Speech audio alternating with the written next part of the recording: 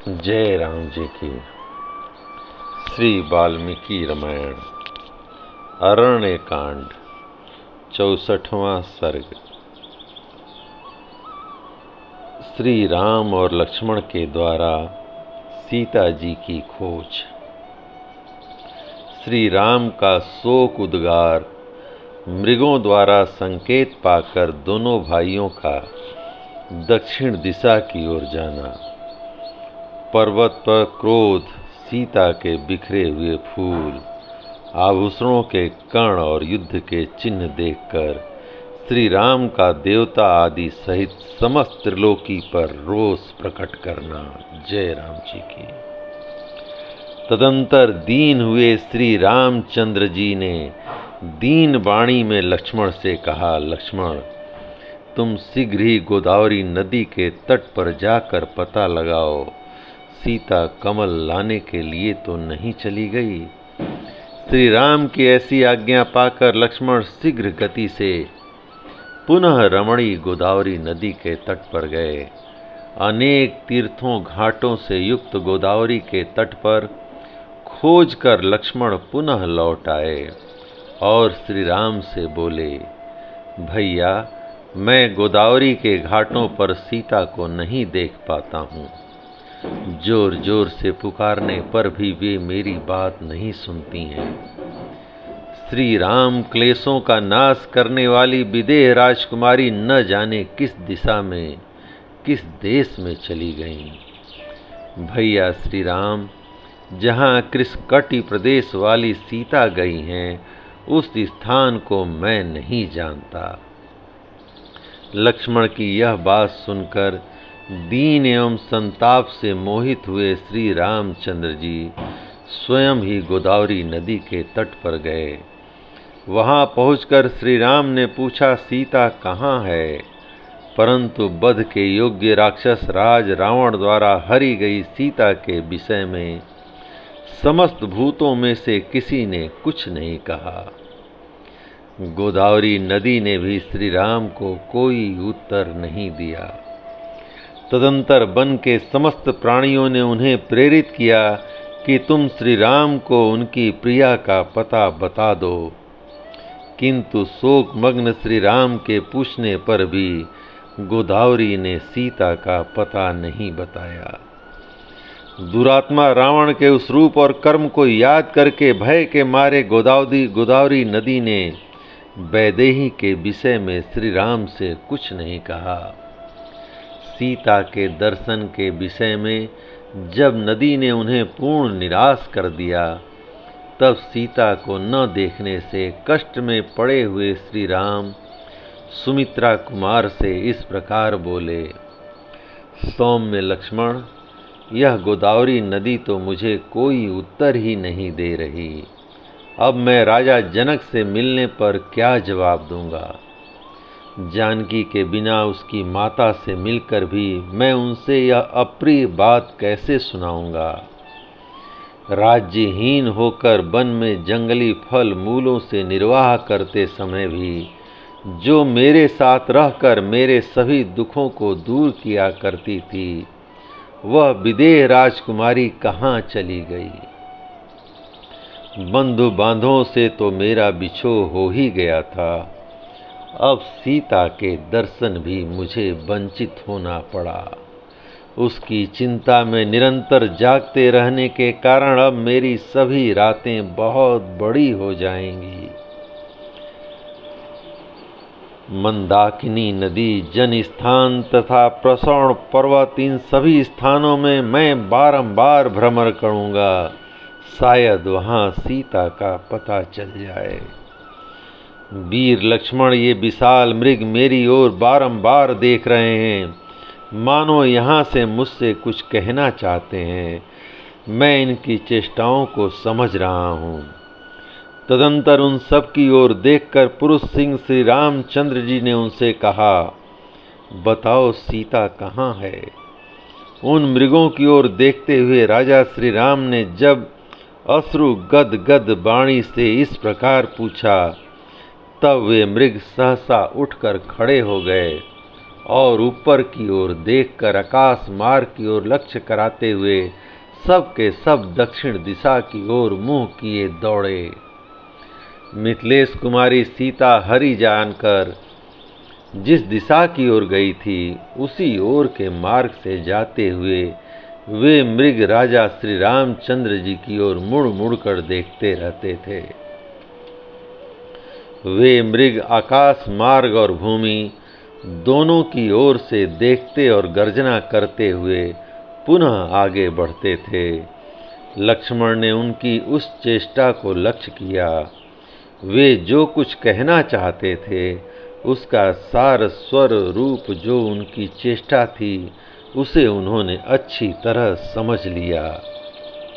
तदंतर बुद्धिमान लक्ष्मण ने आर्त से होकर अपने बड़े भाई से इस प्रकार कहा, आर्य, जब आपने पूछा कि सीता कहाँ है तब ये मृग सहसा उठकर खड़े हो गए और पृथ्वी तथा दक्षिण की ओर हमारा लक्ष्य कराने लगे हैं। अतः देव यही अच्छा होगा कि हम लोग इस नैऋत्य दिशा की ओर चलें। संभव है इधर जाने से सीता जी का कोई समाचार मिल जाए अथवा आर्या सीता स्वयं ही दृष्टिगोचर हो जाएं। तब बहुत अच्छा कहकर श्रीमान रामचंद्र जी लक्ष्मण को साथ ले पृथ्वी की ओर ध्यान से देखते हुए दक्षिण दिशा की ओर चल दिए। वे दोनों भाई आपस में इसी प्रकार की बातें करते हुए ऐसे मार्ग पर जा पहुँचे जहाँ भूमि पर कुछ फूल गिरे दिखाई देते थे। पृथ्वी पर फूलों की उस वर्षा को देखकर वीर श्री राम ने दुखी हो लक्ष्मण से यह दुख भरा वचन कहा, लक्ष्मण, मैं इन फूलों को पहचानता हूँ। ये वे ही फूल यहाँ गिरे हैं जिन्हें वन में मैंने विदेह नंदिनी को दिया था और उन्होंने अपने केसों में लगा लिया था। मैं समझता हूँ सूर्य, वायु और यशस्विनी पृथ्वी ने मेरा प्रिय करने के लिए इन फूलों को सुरक्षित रखा है। पुरुष प्रवर लक्ष्मण से ऐसा कहकर धर्मात्मा महाबाहु श्री राम ने झरनों से भरे हुए प्रसव वन गिरी से कहा, पर्वतराज, क्या तुमने इस वन के रमणीय प्रदेश में मुझसे बिछड़ी हुई सर्वांग सुंदरी रमणी सीता को देखा है? तदंतर जैसे सिंह छोटे मृग को देखकर दहाड़ता है उसी प्रकार वे कुपित हो वहां उस पर्वत से बोले, पर्वत, जब तक मैं तुम्हारे सारे शिखरों का विध्वंस नहीं कर डालता हूँ इसके पहले ही तुम उस कांचन की सी काया कांति वाली सीता का मुझे दर्शन करा दो। श्री राम के द्वारा मैथिली के लिए ऐसा कहे जाने पर उस पर्वत ने सीता को दिखाता हुआ सा कुछ चिन्ह प्रकट कर दिया। श्री रघुनाथ जी के समीप वह सीता को साक्षात उपस्थित न कर सका। तब दशरथ नंदन श्री राम ने उस पर्वत से कहा, अरे तू मेरे बाणों की आग से जलकर भस्मीभूत हो जाएगा, किसी भी ओर से तू सेवन के योग्य नहीं रह जाएगा, तेरे तृण वृक्ष और पल्लव नष्ट हो जाएंगे। इसके बाद वे सुमित्रा कुमार से बोले, लक्ष्मण, यदि यह नदी आज मुझे चंद्रमुखी सीता का पता नहीं बताती है तो मैं अब इसे भी सुखा डालूंगा। ऐसा कहकर रोष में भरे हुए श्री रामचंद्र जी उसकी ओर इस तरह देखने लगे मानो अपनी दृष्टि द्वारा उसे जलाकर भस्म कर देना चाहते हैं। इतने ही में उस पर्वत और गोदावरी के समीप की भूमि पर राक्षस का विशाल पद चिन्ह उभरा हुआ दिखाई दिया। साथ ही राक्षस ने जिनका पीछा किया था और जो श्री राम की अभिलाषा रखकर रावण के भय से संत्रस्त हो इधर उधर भागती फिरी थीं, उन विदेह राजकुमारी सीता के चरण चिन्ह भी वहां दिखाई दिए। सीता और राक्षस के पैरों के निशान टूटे धनुष, तरकस और छिन्न भिन्न होकर अनेक टुकड़ों में बिखरे हुए रथ को देखकर श्री रामचंद्र जी का हृदय घबरा उठा।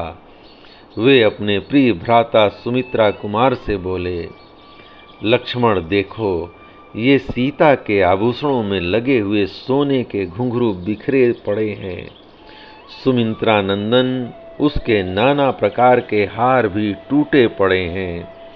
सुमित्रा कुमार देखो, यहाँ की भूमि सब ओर से स्वर्ण की बूंदों के समान ही विचित्र रक्त बिंदुओं से रंगी दिखाई देती है। लक्ष्मण, मुझे तो ऐसा मालूम होता है कि इच्छा अनुसार रूप धारण करने वाले राक्षसों ने यहाँ सीता के टुकड़े टुकड़े करके उसे आपस में बांटा और खाया होगा। सुमित्रा नंदन, सीता के लिए परस्पर विवाद करने वाले दो राक्षसों में यहाँ घोर युद्ध भी हुआ है।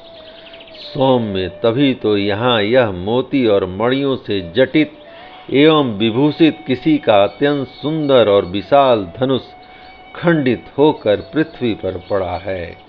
यह किसका धनुष हो सकता है? बस पता नहीं यह राक्षसों का है या देवताओं का। यह प्रातः काल के सूर्य की भांति प्रकाशित हो रहा है तथा इसमें वैदुर्य मणि नीलम के टुकड़े जड़े हुए हैं। सौम्य, उधर पृथ्वी पर टूटा हुआ एक सोने का कवच पड़ा है, न जाने वह किसका है।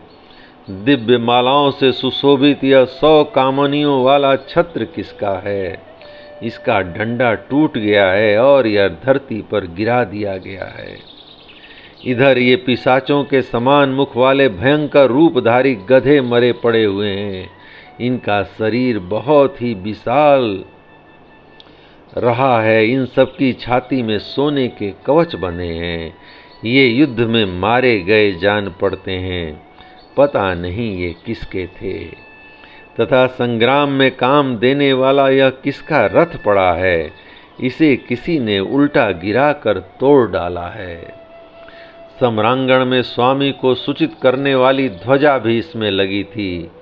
यह तेजस्वी रथ प्रज्वलित अग्नि के समान दमक रहा है। ये भयंकर बाण जो यहाँ टुकड़े टुकड़े होकर बिखरे पड़े हैं, किसके हैं? इनकी लंबाई और मोटाई रथ के धूरे के समान प्रतीत होती है। इनके फल भाग टूट गए हैं तथा ये सुवर्ण से विभूषित हैं। लक्ष्मण, उधर देखो, ये बाणों से भरे हुए 2 तरकस पड़े हैं जो नष्ट कर दिए गए हैं। यह किसका सारथी मरा पड़ा है जिसके हाथ में चाबुक और लगाम अभी तक मौजूद है। सौम्य, यह अवश्य ही किसी राक्षस का पद चिन्ह दिखाई देता है। इन अत्यंत क्रूर हृदय वाले काम रूपी राक्षसों के साथ मेरा बैर 100 गुना बढ़ गया है। देखो, यह बैर उसके प्राण लेकर ही शांत होगा। अवश्य ही तपस्विनी विदेह राजकुमारी हर ली गई, मृत्यु को प्राप्त हो गई, अथवा राक्षसों ने उसे खा लिया। इस विशाल वन में हरी जाती हुई सीता की रक्षा धर्म भी नहीं कर रहा है। सौम्य लक्ष्मण, जब विदेह नंदनी राक्षसों का ग्रास बन गई अथवा उनके द्वारा हर ली गई और कोई सहायक नहीं हुआ, तब इस जगत में कौन ऐसे पुरुष हैं जो मेरा प्रिय करने में समर्थ हों? लक्ष्मण, जो समस्त लोकों की सृष्टि, पालन और संहार करने वाले त्रिपुर विजय आदि शौर्य से संपन्न महेश्वर हैं, वे भी जब अपने करुणामय स्वभाव के कारण चुप बैठे रहते हैं, तब सारे प्राणी उनके ऐश्वर्य को न जानने से उनका तिरस्कार करने लग जाते हैं। मैं लोकहित में तत्पर, युक्त चित्त, जितेंद्रिय तथा जीवों पर करुणा करने वाला हूँ। इसलिए ये इंद्र आदि देवेश्वर निश्चय ही मुझे निर्बल मान रहे हैं। तभी तो इन्होंने सीता की रक्षा नहीं की। लक्ष्मण, देखो तो सही, यह दयालुता आदि गुण मेरे पास आकर दोष बन गया है। तभी तो मुझे निर्बल मानकर मेरी स्त्री का अपहरण किया गया है। अतः अब मुझे पुरुषार्थ ही प्रकट करना होगा। जैसे प्रलय काल में उदित हुआ महान सूर्य चंद्रमा की ज्योत्सना का संहार करके प्रचंड तेज से प्रकाशित हो उठता है, उसी प्रकार अब मेरा तेज आज ही समस्त प्राणियों तथा राक्षसों का अंत करने के लिए मेरे उन कोमल स्वभाववादी गुणों को समेटकर प्रचंड रूप में प्रकाशित होगा। यह भी तुम देखो।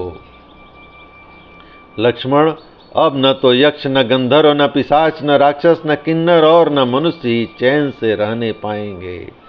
सुमित्रा नंदन, देखना, थोड़ी ही देर में आकाश को मैं अपने चलाए हुए बाणों से भर दूंगा और 3 लोकों में विचरने वाले प्राणियों को हिलने डुलने भी नहीं दूंगा।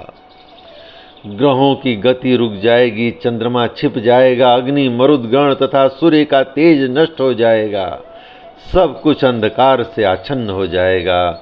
पर्वतों के शिखर मथ डाले जाएंगे, सारे जलाशय, नदी, सरोवर आदि सूख जाएंगे, वृक्ष, लता और गुल्म नष्ट हो जाएंगे और समुद्रों का भी नाश कर दिया जाएगा।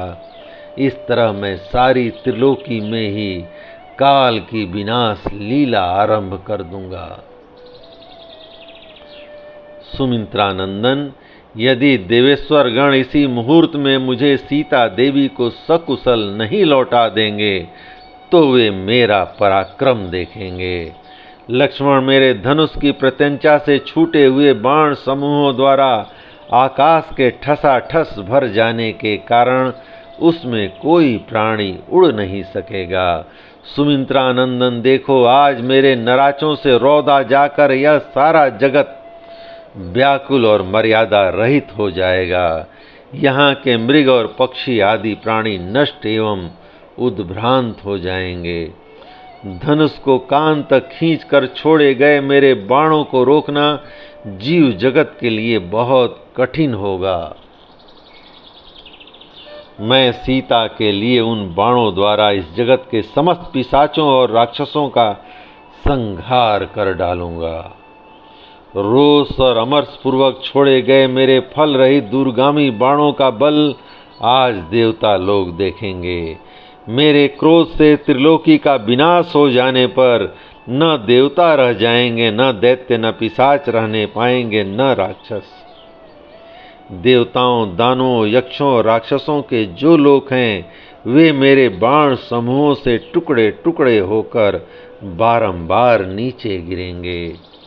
सुमित्रानंदन, यदि देवेश्वर गण मेरी हरी या मरी हुई सीता को लाकर मुझे नहीं देंगे तो आज मैं अपने सायकों की मार से इन तीनों लोकों को मर्यादा से भ्रष्ट कर दूंगा।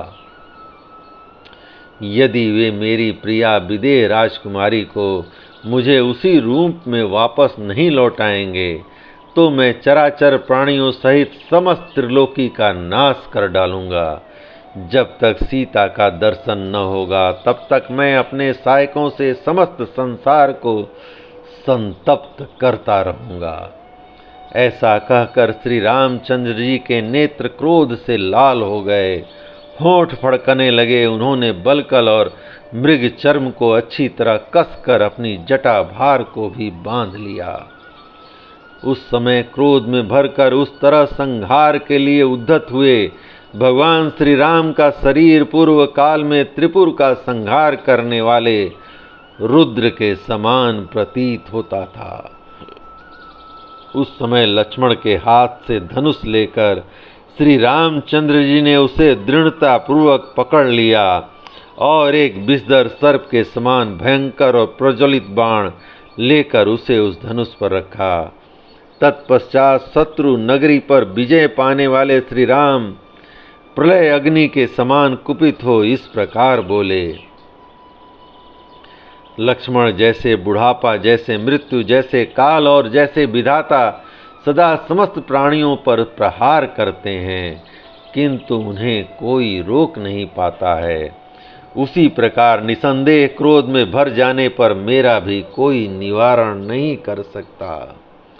यदि देवता आदि आज पहले की ही भांति मनोहर दांतों वाली अनिद्य सुंदरी मिथिलेश कुमारी सीता को मुझे लौटा नहीं देंगे तो मैं देवता, गंधर्व, मनुष्य, नाग और पर्वतों सहित सारे संसार को उलट दूंगा।